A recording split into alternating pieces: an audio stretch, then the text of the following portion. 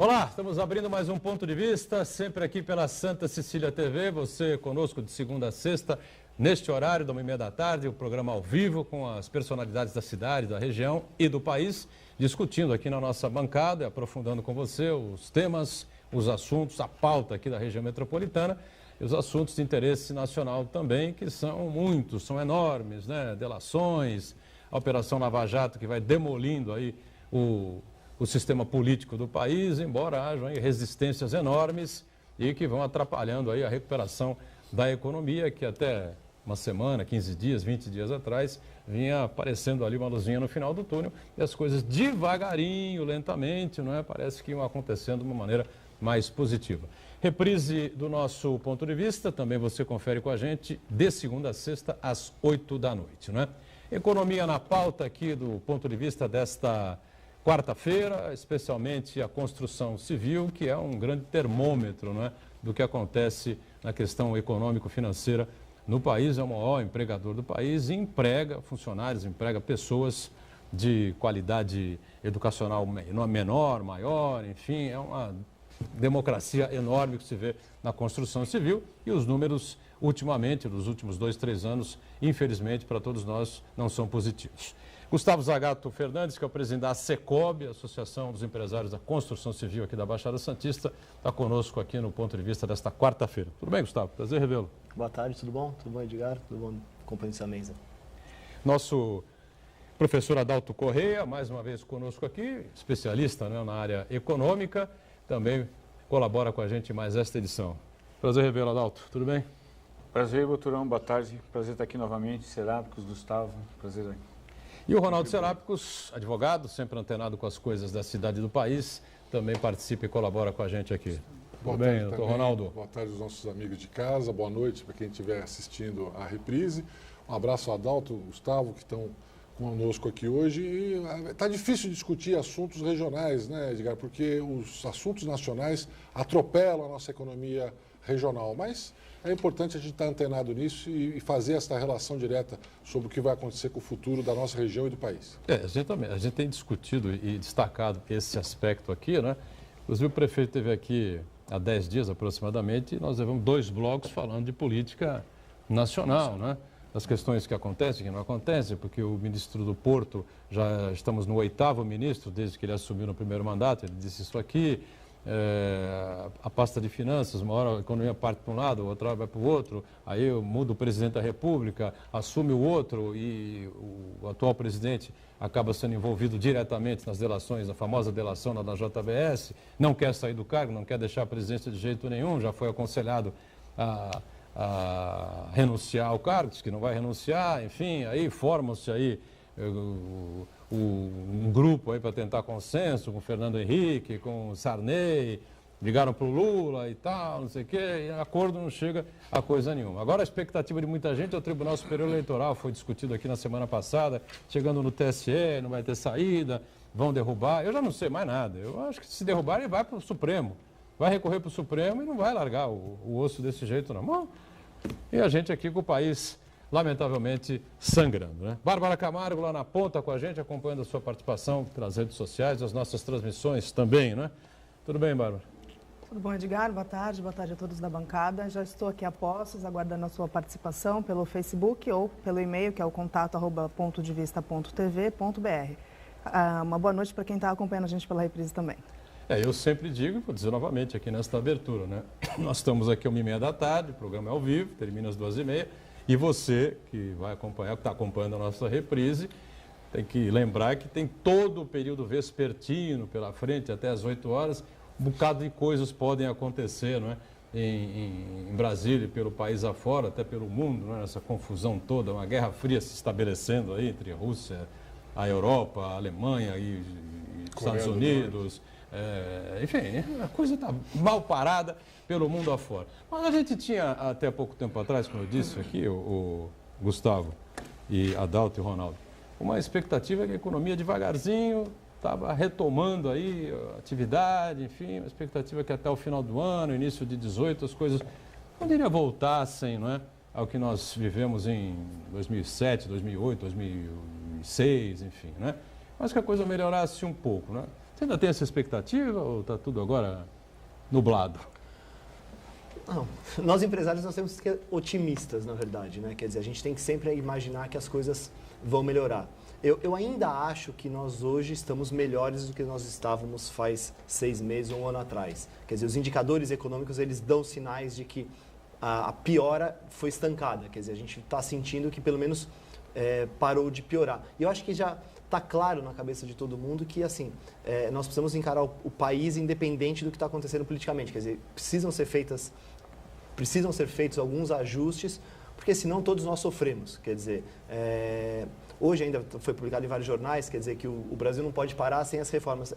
É um pouco verdade isso, quer dizer, existem várias forças políticas que agem com interesses bem conflituosos, mas eu acho que no final das contas a opinião pública está entendendo que, quer dizer, precisam ser feitos ajustes e reformas para que a gente consiga pelo menos começar a programar um crescimento. Quer dizer, na construção civil a gente tem sentido uma melhora, quer dizer, existe um aumento da procura pelos imóveis, quer dizer, as pessoas já estão começando a voltar a querer comprar um apartamento, ou trocar de apartamento, ou alugar os imóveis, quer dizer, isso está começando, mas a gente precisa de um pouco de estabilidade para que isso se consolide, né? Quer dizer, os estoques das empresas estão sendo consumidos, quer dizer, o número de lançamentos caiu muito em 2016, e isso acaba sendo refletido num desequilíbrio que vai acontecer de oferta e demanda em breve. Não vai demorar muito para você ter um consumo desses estoques e a demanda começar a aumentar. Quer dizer, aí é quando começa você ter um ciclo novo, né? Quer dizer, eu já cansei de falar isso várias vezes. Quer dizer, nós, na construção civil, tivemos 2 baques que aconteceram juntos. Quer dizer, nós tivemos o fim de um ciclo, que era um ciclo natural que aconteceria de qualquer forma, junto com uma crise política e econômica que acabou piorando esse fim de ciclo. Quer dizer, o que a gente espera é que pelo menos a gente consiga que esse próximo início de ciclo seja um pouco mais sólido e que a gente consiga ter ele só mesmo como uma questão cíclica fora dessas questões econômicas e políticas. Adalto, em cima disso aí que o Gustavo colocou, né? A gente tem debatido muito aqui essa situação. Desses últimos dias para cá, os índices vão se apresentando, vão sendo divulgados, enfim, como é que você avalia aí o termômetro da coisa? Gostei do Serápicos quando ele fala, difícil ter uma pauta regional com o país pegando fogo, né? E aí você cita que o prefeito esteve aqui e metade da pauta, a maior parte foi nacional. Eu acredito, você sabe que com relação à questão das reformas, né? Quando o Gustavo fala assim, a opinião pública está até favorável. Eu até acho que a opinião pública está favorável às reformas. E não há, no meu ponto de vista, não é uma certeza, não estou dizendo que eu estou certo, é uma convicção própria, que nós não vamos sair disso sem reformas. No global, as pessoas entendem que é necessário as reformas. No individual, todo mundo quer manter o sistema de aposentadoria, todo mundo quer manter os mesmos benefícios trabalhistas. Então, assim, o individual não conversa com o coletivo. É muito bacana, desde que não chegue em mim. Né? Então, é um discurso muito, muito, muito incoerente da sociedade brasileira. Eu gosto sempre de conversar quando tem construção civil juntos, porque eu acredito na retomada. De fato, doutor, nós estávamos retomando, é lento. Uma coisa é retomar, outra coisa é as pessoas começarem a sentir, né, a diferença entre temperatura e sensação térmica, uma coisa que diz o termômetro. Outra coisa bem diferente daquilo que eu sinto na pele. E o emprego é um dos últimos dos indicadores que começa a aquecer. Mas o Brasil estava, sim, com um direcionamento. Não quero discutir Temer, né? Mas eu rezo para que as reformas continuem independentemente de quem esteja. Algumas pessoas já falaram assim para mim, tá vendo? Você defendia, agora está aí. Eu falei assim, o que me diferencia de alguns outros pensadores, não é? É que assim, se o Temer roubou, eu também quero ele preso. Eu quero o Aécio preso. Eu não estou preso a pessoas. Eu quero as reformas do país. Não é? Eu quero o Lula preso. Não é? Eu quero o Aécio preso. Eu quero que o país continue as reformas. Como é que a gente vai conseguir fazer essa equação, não é, de um governo ser desmantelado nesse momento e continuar as reformas? Eu acho que é a grande equação. Quando eu falo de construção civil, a construção civil, para mim, é um dos melhores termômetros da economia. Sem dúvida. Por quê? Porque ela depende de uma massa de renda muito forte para movimentar esse gigante que é a construção civil, né? O imóvel ele custa muito. Então ele é sensível à renda, a muito dinheiro circulando, a um dinheiro que vem dos outros segmentos da economia. As pessoas estão ganhando em algum segmento para comprar um imóvel. Então ele é sensível à atividade econômica, toda a atividade econômica, e sensível a crédito. Quando ela aquece, a economia está se recuperando. Olha, sobre isso que o Adalto falou, na verdade, é uma coisa muito importante sendo discutido pelas redes sociais. O pessoal da Estrelinha Vermelha, né? O pessoal lulistas e petistas, na verdade o Lula é muito maior, muito mais importante que o PT, né? Isso é indiscutível.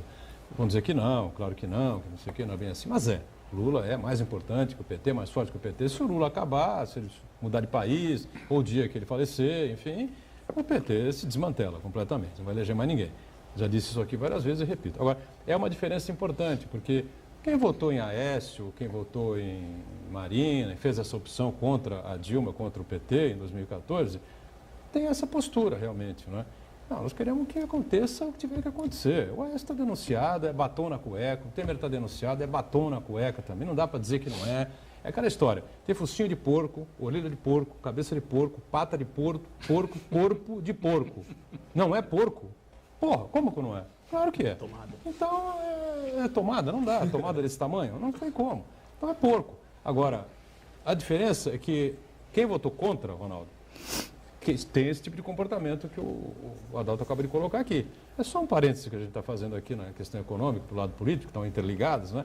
Agora, quem defende o Lula até debaixo d'água, parece que, sabe, refuta e não só o Lula, até acho que é um exagero com relação a essa coisa do Lula, entendeu? Acho que não tem a culpa toda que imputam a ele, enfim. Mas existem posturas e posturas. A culpa não é só dele, é de todo um sistema que está aí há 500 anos, mais ou menos, que o Brasil foi descoberto.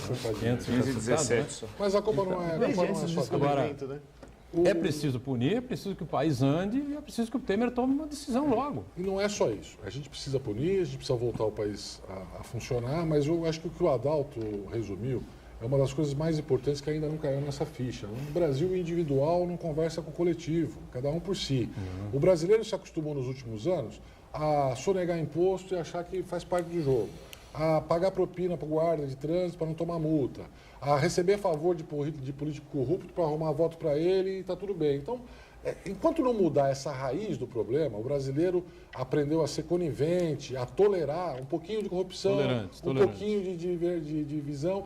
Ele tolerou e, de uma certa forma, participou. Né? Negociata é aquele bom negócio que não me chamaram para participar. Se eu participo, é bom negócio. Se eu não participo, é negociata. Né? Se eu deixo de pagar um imposto, faz parte do jogo. Se o outro deixa de pagar, ele que é corrupto, ele quer que sonega imposto. Então, o brasileiro acostumou com isso daí e a gente tolerou. Há quantos anos a gente fala dos políticos que hoje estão sendo condenados? Paulo Maluf foi condenado agora pelo STF. Deus, 86 Há quantos anos todo pô. mundo fala que ele era corrupto, que tinha desviado dinheiro? Né? Por que levaram 30 anos para ter uma condenação desse político? Porque o brasileiro inventou o seguinte, ele rouba, mas faz.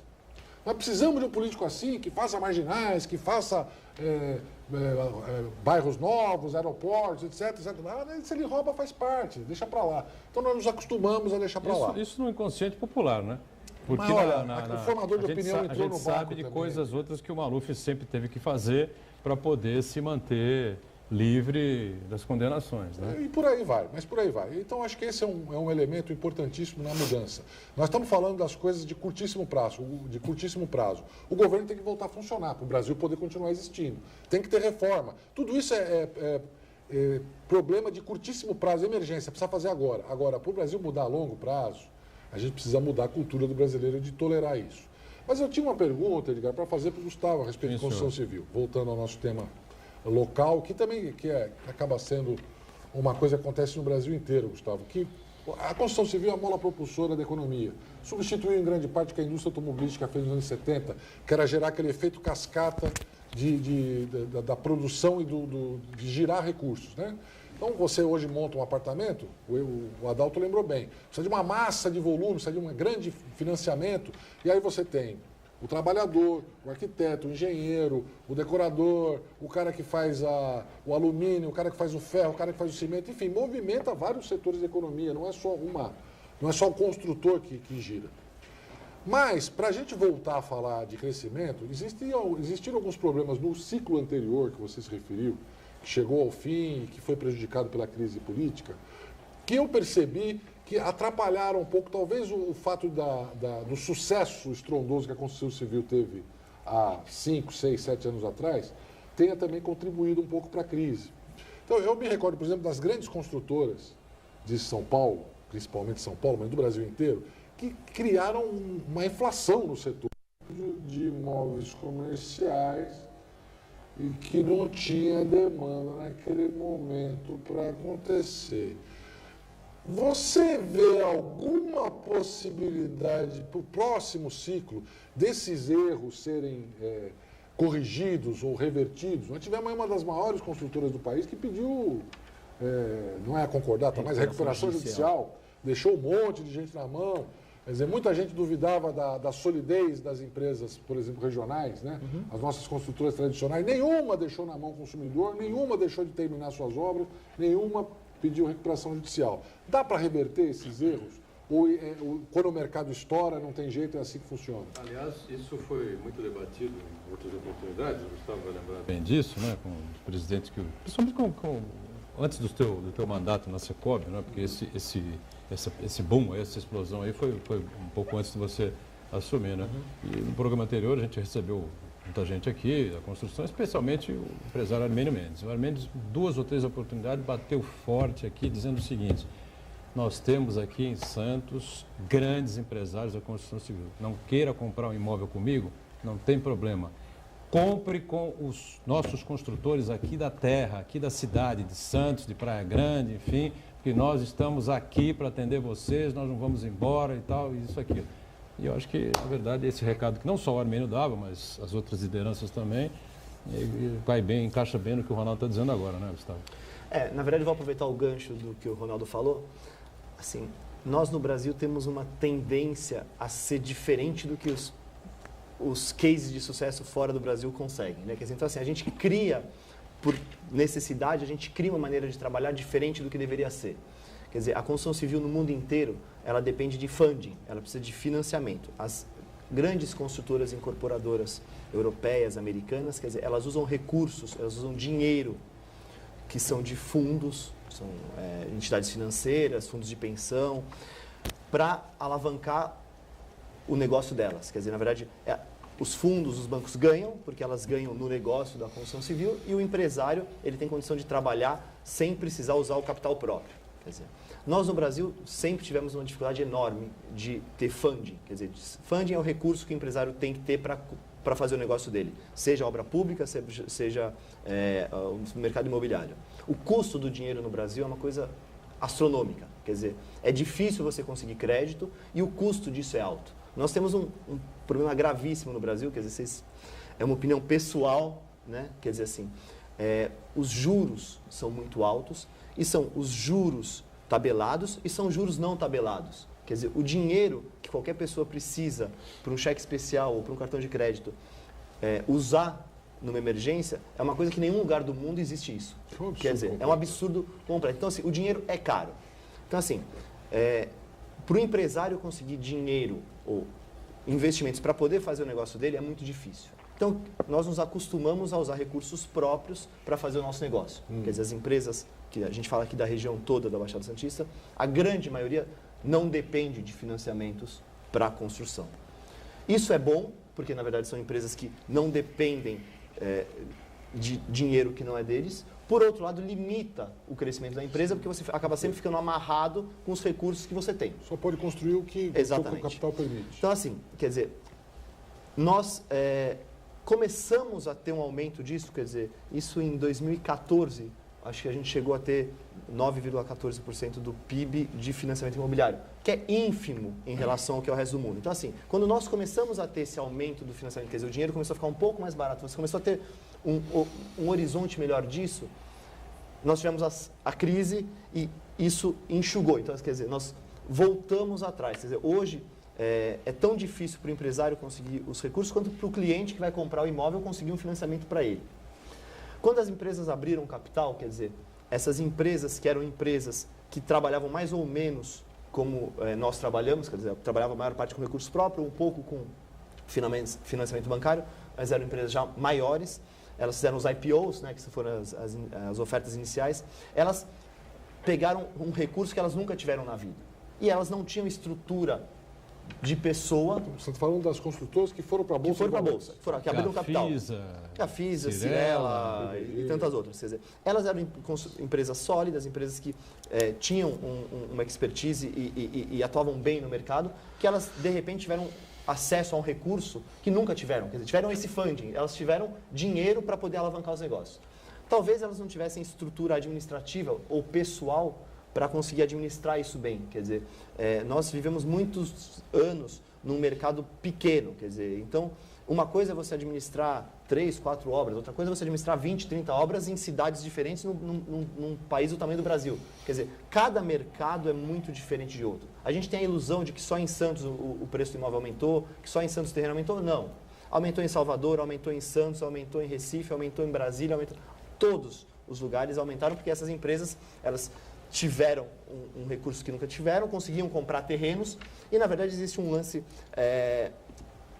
do mercado de capitais que é um pouco diferente do mercado imobiliário. Quer dizer, uma coisa é você ter uma indústria, que você implanta a indústria e você produz carro. Acabou, você produz naquela planta X mil carros por ano. Na construção civil, não. Você comprou o terreno, você faz um projeto, você faz um empreendimento, você começa outra empresa no outro. Quer dizer, então, você acabou ficando vinculado a ter que mostrar serviço dentro de um ambiente de bolsa, que é diferente do nosso, e você mostrar rentabilidade de uma coisa que tinha uma operação, você tinha que achar o terreno, comprar o terreno, fazer o projeto, aprovar o projeto, construir e vender. Isso demora muitos anos. Ou seja, foi um equívoco completo que essas empresas cometeram. Não é que foi equívoco. É que, na verdade, assim, o negócio nosso ele é um pouco mais demorado que esse. Então, talvez precisasse de um crescimento no início um pouco menor, ou você mostrar menos resultados mais sólidos para você, ao longo do tempo, conseguir estabilizar isso. Gustavo, a impressão que eu tive é que algumas empresas, no caso da PDG, fizeram uma pirâmide invertida. O cara constrói uma obra, com aquele dinheiro constrói 2, com aquele dinheiro constrói 4, 8, uma hora que ele estava com,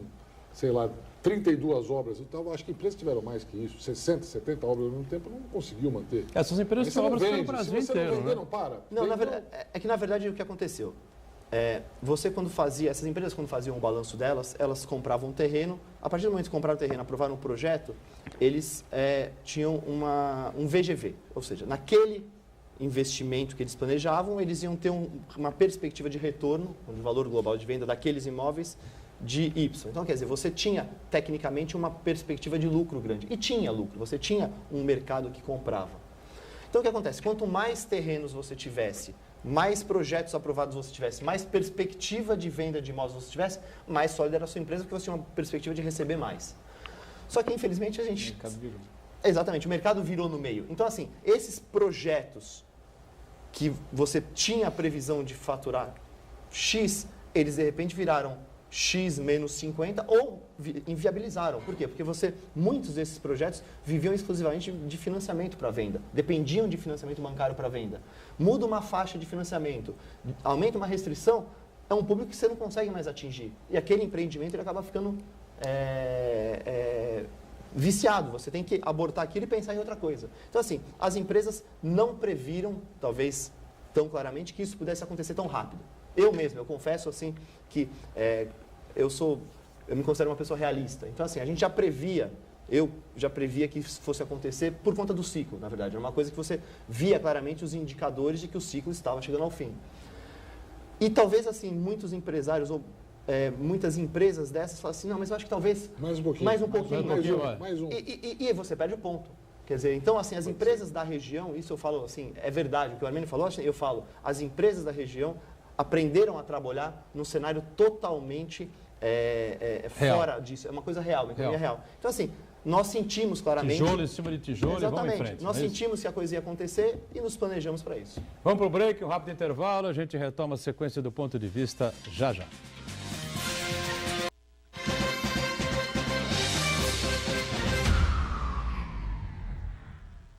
Existe um lugar em Santos onde você encontra os empreendimentos mais fascinantes da região. Um lugar amplo, aconchegante, feito para oferecer o melhor atendimento para você. Um lugar que reúne as melhores opções residenciais e comerciais nos bairros mais nobres de Santos. Um lugar que a gente nem precisava dizer, porque você já sabe. Central de Vendas Grupo Mendes, Rua Guaiaó 55, Aparecida. Venha fechar um bom negócio para abrir as portas do seu novo lugar.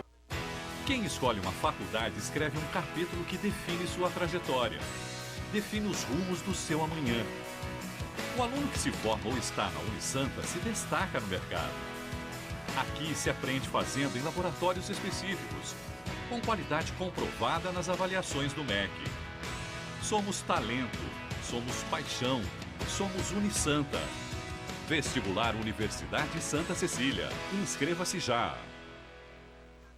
Você sabia que a Santa Cecília TV foi a primeira emissora da região a transmitir em sinal HD? Para assistir a maior programação regional da sua TV em alta definição, não precisa pagar nada. É só sintonizar sua antena para receber o sinal digital da Santa Cecília em 52.1 HD. Verifique se o seu condomínio já tem uma antena digital coletiva. Se tiver dúvidas, converse com um antenista de confiança ou entre em contato com o nosso departamento técnico, 3202-7179. É importante saber que o sinal analógico da nossa região vai ser desligado em setembro. Se preferir, é só instalar um conversor e uma antena portátil digital na sua casa e pronto. Vários canais de TV aberta em alta definição. Santa Cecília TV em HD. Melhor qualidade, sem pagar nada para assistir.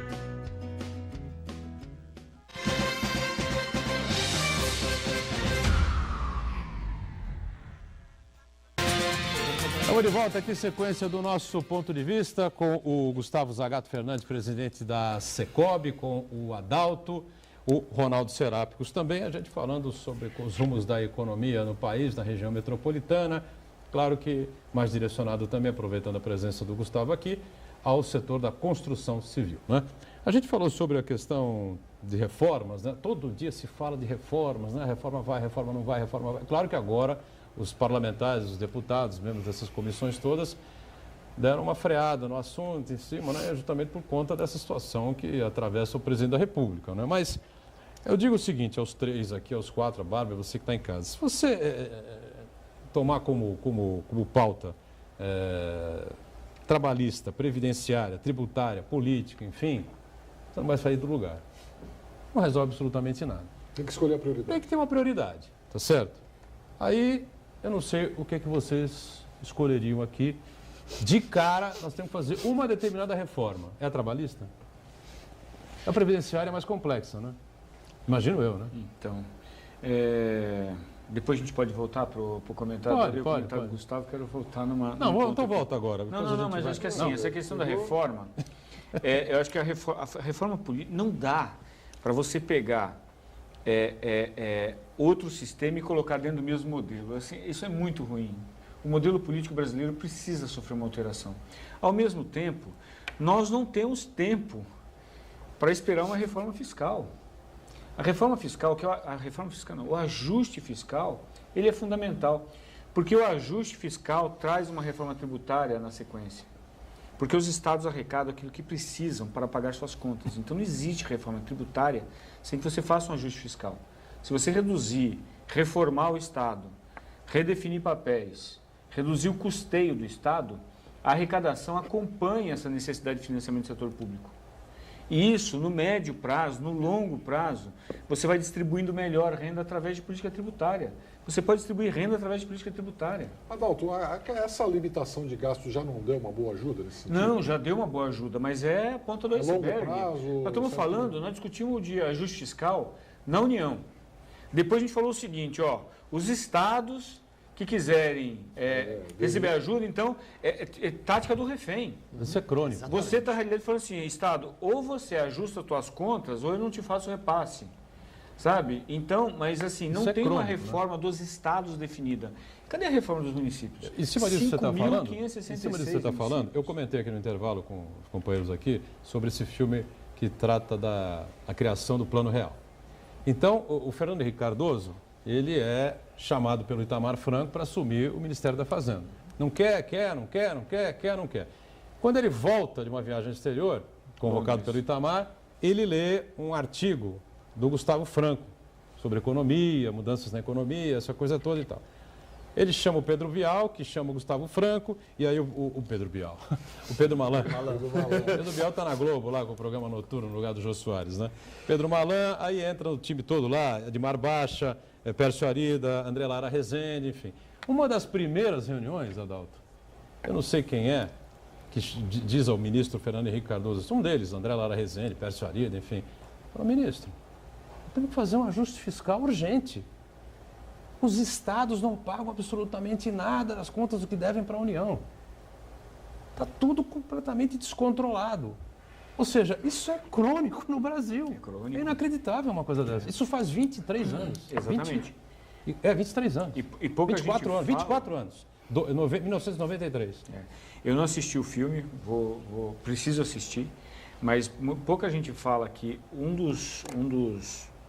do coração do Plano Real foi o ajuste fiscal, foi chamado Plano de Ação Imediata, Plano de Ação Imediata, que foi o reequilíbrio das contas. Teve ali privatizações, renegociação da dívida de estados e municípios, corte de gastos, teve um conjunto de medidas que foi inclusive tocado especificamente pelo Itamar Franco.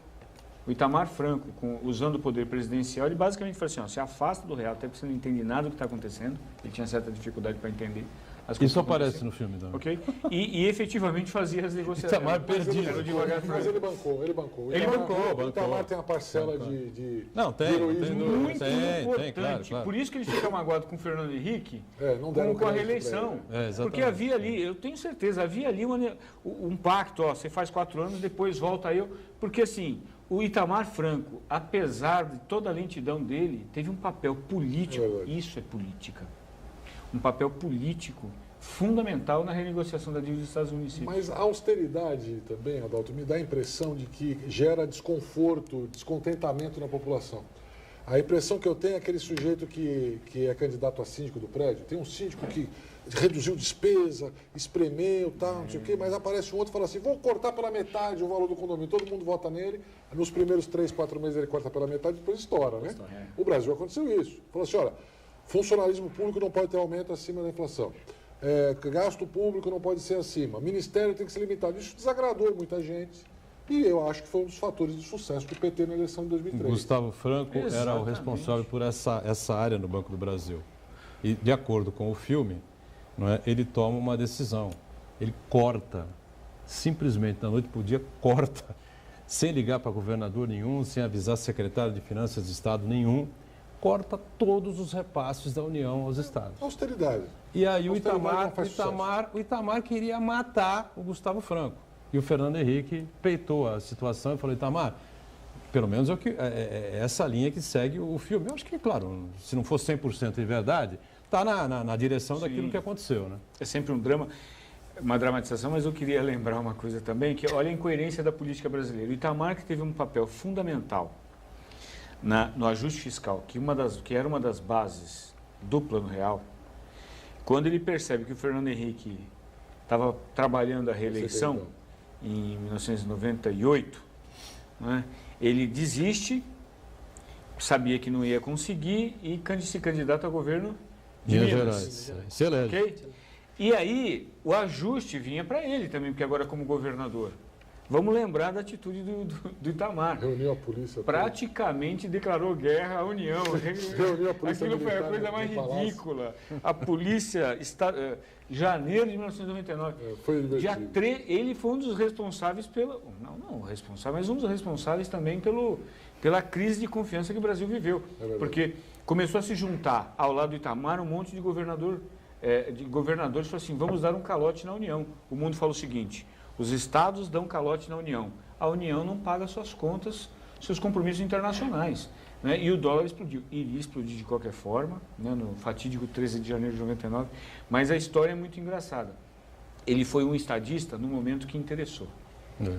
São Paulo fez um grande ajuste fiscal também, né? O Mário Covas pagou quase que com o pescoço na guilhotina por conta daquele ajuste que fez no Estado, demitindo gente, vendendo aeroporto, estatais. Então, olha, até Santos sofreu com isso, porque nós tínhamos áreas aqui do governo do Estado, a CPTM tinha uma área que teve que ser repassada para a iniciativa privada, uma área no coração da cidade ali, né? Podia ser um parque, podia ser um aparelho público. Então, infelizmente, o governo do Estado de São Paulo se desfez de um patrimônio, se desfez do Banespa, se desfez de... O Banespa foi tomado, né? O filme não toca nesse assunto, porque era um assunto regional aí, envolvendo o governador Mário Covas com a União, com o Pedro Malan, enfim, uma briga que nunca terminou, né? O Covas morreu, acho que brigado com o Malan, sei lá, né? Naquela situação toda, né? E tomaram o Banespa dele no dia 30, tomaram o Banespa no dia 31 de dezembro de 94. Era o último dia do Fleury. São Paulo né? entregou também, né? Um péssimo governador, né? Perdeu. Bom, o Adalto queria continuar. Eu voltei nesse assunto aqui, né, Gustavo? Porque,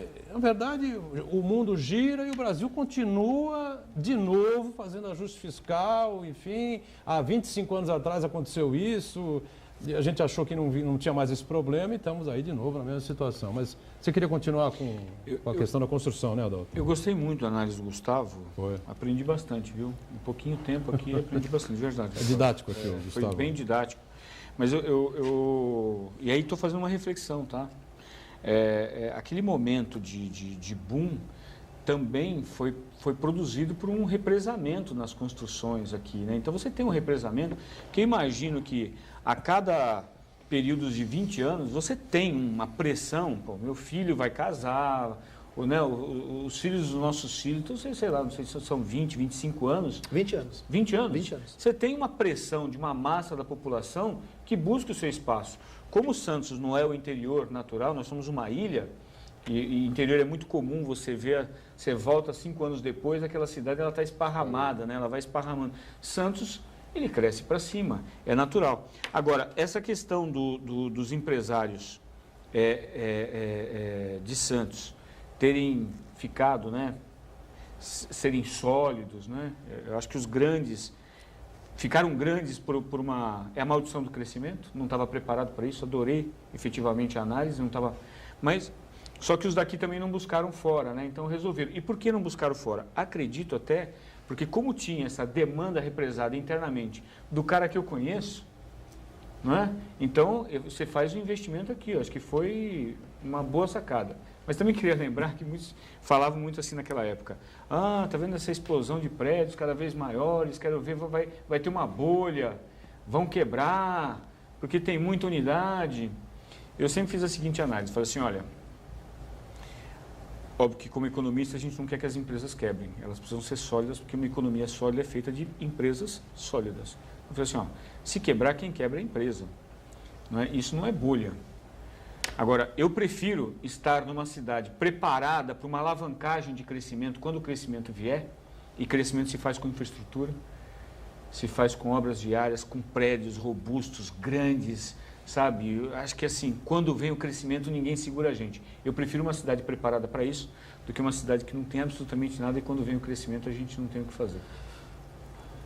Antes do Gustavo, a cidade de Santos está falando de infraestrutura, nós não conseguimos fazer um viaduto na entrada da cidade, Adalto, para os caminhões não terem que cruzar a frente de todos os carros. Aí quem tinha que fazer é a Codesp, né, eu acho. Infraestrutura aqui. Não, o Brasil tinha que fazer, é o Porto do Brasil, são os caminhões que levam os produtos do Brasil inteiro, que cruzam a frente de todos os carros de passeio para fazer a conversão. Eu discutimos isso aqui em 2 programas, com a participação do prefeito aqui, e foi contestado aqui pelo Edson Carpentieri 2 vezes, que acha que a cidade, o munícipe de Santos, não tem que pagar essa conta. Também acho que não. Porque é uma mas a conta do Brasil. Aí é o que o prefeito disse aqui. Aí é o que o prefeito falou. É o que o prefeito falou aqui. Tudo bem, então nós vamos ficar ad eterno com esse problema aqui. Não é culpa do prefeito, está fazendo certo. Tem que fazer. Agora, nós temos que botar a boca no trombone, reclamar que o Santos não tem a infraestrutura necessária. Desculpa te cortar, Gustavo, mas eu precisava falar isso. O Santos não recebe um investimento de infraestrutura decente há muitos anos. Falar que essa perimetral 40 anos atrasada, com um projeto velho, a prova de que o projeto tem 40 anos, são as 19 carretas que tombaram numa curva que foi projetada para caminhões dos anos 50. Erraram a angulação ali, né, com certeza. É lógico, ninguém imaginou que um caminhão novo ia ter a força que tem, com um container na altura que tem, e ao invés de reformar o projeto, fizeram o projeto 50 anos atrás, tombaram 19 carretas na mesma curva. Então, Chamar aquilo de infraestrutura é uma piada, uma pista ultrapassada, que chegou aqui 40 anos atrasada, que nem VLT e outras coisas mais. Gustavo, completa aí, por favor. Não, na verdade é justamente isso que o Adalto falou. Quer dizer, a grande sacada, isso em qualquer tipo de negócio, na construção civil, do empresário é ele estar preparado para quando os ventos sopram no sentido do que ele está fazendo. Quer dizer, nós passamos por isso. Quer dizer, na construção civil nós tivemos um vento que veio a favor e as empresas que estavam preparadas conseguiram se beneficiar. Talvez essa hora de entrar e sair é uma hora um pouco complicada.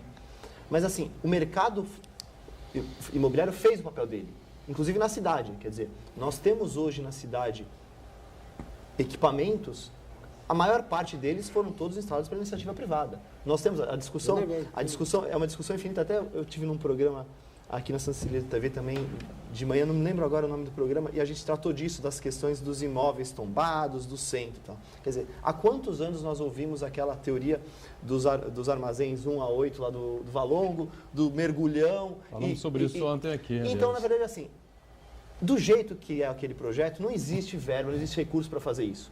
Quer dizer, a gente não vai conseguir fazer daquele jeito. E nós tivemos empreendimentos ali que foram feitos na região. Nós temos o prédio da Petrobras, foi feito. Nós temos um hotel que foi feito. Nós temos um prédio de escritórios que foi feito. Quer dizer, a iniciativa privada faz o papel dele.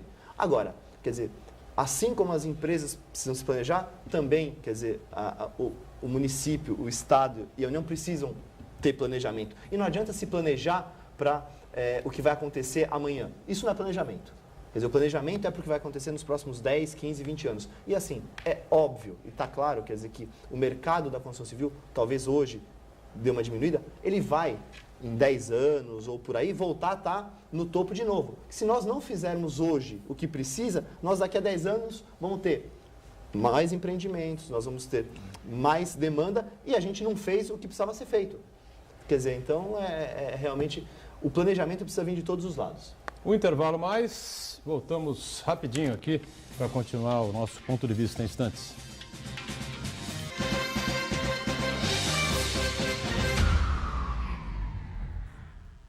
Existe um lugar em Santos onde você encontra os empreendimentos mais fascinantes da região. Um lugar amplo, aconchegante, feito para oferecer o melhor atendimento para você. Um lugar que reúne as melhores opções residenciais e comerciais nos bairros mais nobres de Santos. Um lugar que a gente nem precisava dizer, porque você já sabe. Central de Vendas Grupo Mendes, Rua Guaiaó 55, Aparecida. Venha fechar um bom negócio para abrir as portas do seu novo lugar. A Unisanta oferece mestrados inéditos recomendados pela CAPES e com professores altamente capacitados.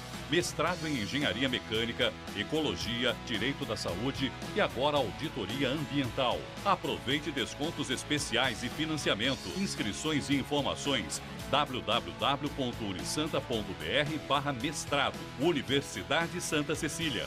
Excelência em pós-graduação. Tu soube que... Do rendimento das novas contratações do Santos? Da atitude da prefeitura diante a greve? Não, do último atentado islâmico da semana. Então a gente vai falar da Briosa, do campeonato. Então vamos falar o que tá rolando esse mês em Catarse. Pô, o que eu ia falar é que o Santa Portal tá de cara nova, mas acho que já tá a par da novidade, né? O Santa Portal está de cara nova. Confira tudo o que acontece na Baixada Santista, no Brasil e no mundo, em santaportal.com.br.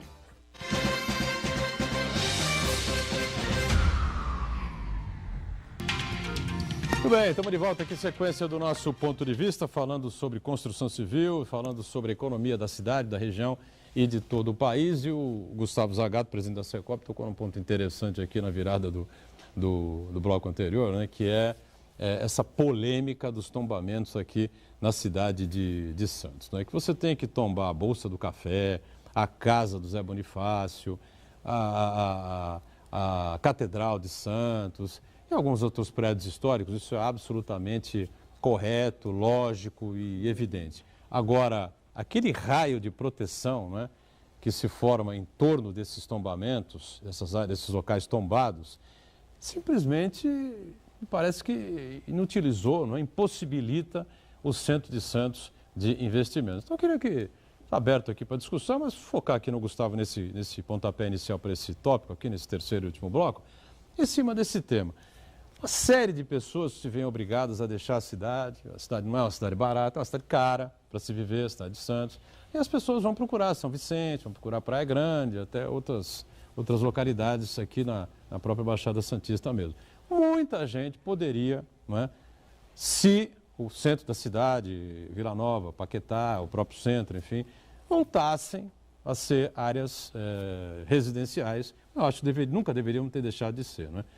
E o que impede o construtor de ir para essa questão dos tombamentos também? Enfim, como é que vocês avaliam isso, Gustavo? Na zona central, quer dizer, que é aquela região do Alegre Centro, você tem limitações porque o zoneamento não permite, em muitos casos, que você consiga fazer um empreendimento que seja viável economicamente para o empresário. Quer dizer, agora, Vila Nova, Paquetá e Valongo, eu acho que são bairros que, assim, eles clamam por uma intervenção. Quer dizer, agora, precisam instrumentos urbanísticos para que incentivem o empresário a construir nessas regiões. Quer dizer, primeiro, o empresário não vai se não tiver algum equipamento, alguma coisa que traga um pouco de público para aquela região. Quer dizer, hoje, se você passar ali Paquetá e Vila Nova, está deteriorado. Quer dizer, não existe nada que atraia. E mesmo assim, quer dizer, nas bordas lá, tem empreendimentos imobiliários, quer dizer, existem empreendimentos que foram feitos. E precisa de alguns incentivos urbanísticos, quer dizer, você, para construir naquela região, quer dizer, você tem a questão dos imóveis, que muitas vezes, assim, a questão documental é difícil, né? Quer dizer, você não sabe de quem está ocupado, é espólio. Então, assim, quer dizer, tem essa questão. E você tem que ter algum tipo de benefício, você poder construir um pouco mais, você ter um coeficiente de aproveitamento maior, você ter alguma coisa que você consiga viabilizar economicamente aquilo. O plano diretor teria tudo a ver com isso? Você tem que ajustar porque, assim, quer dizer, nós, os empresários, a gente vive em função do mercado e das restrições que existem para a construção. Quer dizer, então, assim, o custo do imóvel em Santos é caro. É caro porque o terreno é limitado, é caro porque as fundações são caras, o nosso solo é um solo que ele é atípico, então a gente precisa de uma fundação muito profunda e muito cara, então tudo isso impacta no custo do imóvel. Então, assim, para você conseguir fazer essa equação fechar no sentido de que o imóvel que você vai vender consiga caber no bolso de quem quer comprar naquela região também. Claro, quer dizer, você tem que equacionar tudo isso. Então você precisa de alguns ajustes, eu acho, para essa equação fechar. Ainda não, hoje ainda essa equação não fecha. Quer dizer, você não consegue fazer o empreendimento num preço final de venda que você consiga encaixar nos programas que existem de financiamentos, nos Minha Casa Minha Vida, nesse tipo de coisa, que acabam tendo limites de valor, limites de financiamento. Perfeito. Gustavo, deixa eu te perguntar uma coisa que é da minha área e que tem me incomodado ultimamente, que é o seguinte: eu acho que existe ainda uma certa insegurança jurídica na área da construção civil e eu não entendo por que as entidades da construção civil não se unem para tentar apresentar uma proposta, né? Eu acho o seguinte: a construtora que não entrega a obra no prazo tem que ser punida, normal, ressarcir o consumidor. Total. Quem constrói mal tem que ser punido, consertar a obra equivocada, quem destrói a casa do vizinho durante a obra, enfim. A construtora tem que cumprir a sua obrigação de construir dentro de uma área urbana de uma forma decente e atender o interesse e respeitar o consumidor. Por outro lado, eu tenho visto um problema que o judiciário não resolveu, que criou uma situação de custo absurda para a construção civil, que é o fato do sujeito se comprometer a comprar uma unidade, ele paga. Quando a construtora vai entregar o imóvel, antes, né, muito antes do prazo que tinha prometido entregar, o sujeito chega e fala: não quero mais, quero meu dinheiro de volta. E o judiciário hoje praticamente dá punição zero. O cara aplica o dinheiro, ele vai na construtora: estou aplicando meu dinheiro. Isso agora, no meio da crise, porque há uns anos atrás, eu vi sujeito que comprava 6 imóveis e depois chegava para a construtora e falava: não quero mais. Só que eu quero o meu dinheiro com mais juro, correção monetária e lucro, porque valorizou o imóvel. Agora está desvalorizando, mas quando valorizava ele queria. Eu não entendo essa falta de união do setor, de buscar um projeto de lei decente que equilibre essa relação entre a construtora e o consumidor. Tem algum movimento nesse sentido? Tem. Na verdade, nós temos, dentro do setor, nós temos os sindicatos que são estaduais, né? Quer dizer, nós temos aqui em São Paulo, nós temos o Sinduscom e o Secov, né? Quer dizer, são os sindicatos patronais da construção civil. Um é mais focado na área de obras públicas, obras grandes, obras de infraestrutura. e outro é mais focado na questão imobiliária, imóveis residenciais, compra e venda. E nós temos uma entidade nacional que engloba todos esses sindicatos, que é a CEBIC, quer dizer, que é a Câmara Brasileira da Indústria da Construção. A CEBIC tem atuado muito junto ao governo para tentar solucionar essa questão dos distratos. O problema é que, assim, a gente... Se desculpa, só fazer um parênteses, Edgar, mas quando você falou de qual a reforma necessária no país, assim... Não, a prioridade. A prioridade, eu falo assim, eu acho que é tipo aquela... qual filho você escolhe para dar a mamadeira? Quer dizer, você... Todas têm. E, assim... A legislação brasileira ela é muito complicada, ela é muito complexa e ela dá margem a muitas interpretações. Então, na verdade, assim, as entidades do consumidor têm conversado, a CEBIC tem conversado, o governo tem conversado, para tentar chegar numa fórmula que você consiga não penalizar o empresário. Porque as pessoas não entendem muito bem isso, mas o que você falou é real. Eu tenho os nossos recursos da empresa e eu trabalho com os recursos das pessoas que compraram o imóvel. Eu fiz minha parte, apliquei os meus recursos e os recursos de quem me pagou durante a construção para construir esse imóvel. Se todo mundo chegar no final da obra, que eu terminei, apliquei os recursos e vou entregar e falar assim, não quero mais, quer dizer, da onde, em tese, eu tiro os recursos para devolver o dinheiro para aquela pessoa? Eu apliquei os recursos e, na verdade, a legislação, inclusive, do patrimônio da afetação, faz com que eu deva usar esses recursos no próprio empreendimento que a pessoa está me pagando. Então, assim, eu usei os recursos, eles estão lá. Como que eu vou tirar os recursos para devolver para aquela pessoa? Então, assim, não... Assim como a construtora... Você vendeu. Exatamente. Assim como a construtora imóvel, tem que ser penalizada se descumprir o contrato e não entregar o imóvel, que, aliás, eu sempre brinco assim, as aqui de Santos, graças a Deus, não tem esse problema. Quer dizer, o comprador que agiu ou de boa ou de má fé, porque também existiu, sim, a pessoa que comprou o imóvel sabendo que não ia usar aquele imóvel, mas no momento em que estava se valorizando o imóvel, achou, eu consigo ganhar alguma coisa em cima disso. Especulação. Especulou. Entendeu? Então, quer dizer, isso deve ser diferenciado. O problema é que, na verdade, assim, não se chega numa forma que atenda os interesses dos consumidores, dos empresários e do judiciário para chegar a esse acordo. Eu acho, sim, que tem que ser previsto o distrato. Quer dizer, o distrato deve diferenciar aquela pessoa que comprou o imóvel e chega no momento que não consegue pagar, de repente, e daquela pessoa que comprou para especular, não deu certo, quero meu dinheiro. Exatamente, quer dizer, isso deve ser diferenciado. Como você consegue diferenciar isso? É difícil. E também, quer dizer, você não pode querer que a construtora devolva 100% do que a pessoa comprou.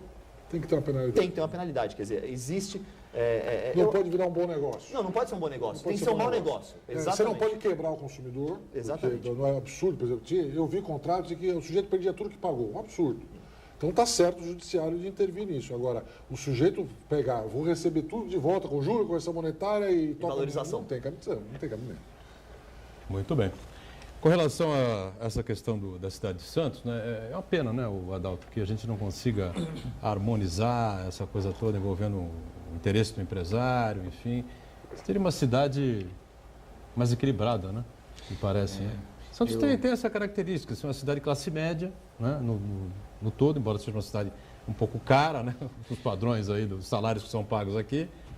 Mas, de maneira geral, uma cidade equilibrada. Agora, se você tivesse a área central da cidade, enfim, né, com esse potencial de construção, essa coisa do tombamento realmente me incomoda muito. Né? Eu não sei se vocês viram, é que eu não vou lembrar qual foi a revista que saiu um ranking de renda média. Santos estava em 16ª. Do Brasil? Do Brasil, de massa salarial. Eu não lembro qual era o indicador. E também não lembro a revista. Mas isso tem questão de alguns meses, 5 meses atrás, que saiu esse indicador. Quando eu olho para a nossa região, principalmente Santos, que como cidade-sede, ela é um mini Brasil, né? Eu digo assim, óbvio que você não pode falar que uma cidade vai bem se você tem uma crise econômica instalada. Né? Mas se nós olharmos a nossa região, você tem um polo industrial, né? Você tem o porto, né? E um setor de serviços bem diversificados, né? Assim como um polo universitário bastante interessante. E isso está muito conectado, nós falamos só de segmento portuário e indústria, muito conectado à saúde do país. Então, se o país vai bem, a região prospera.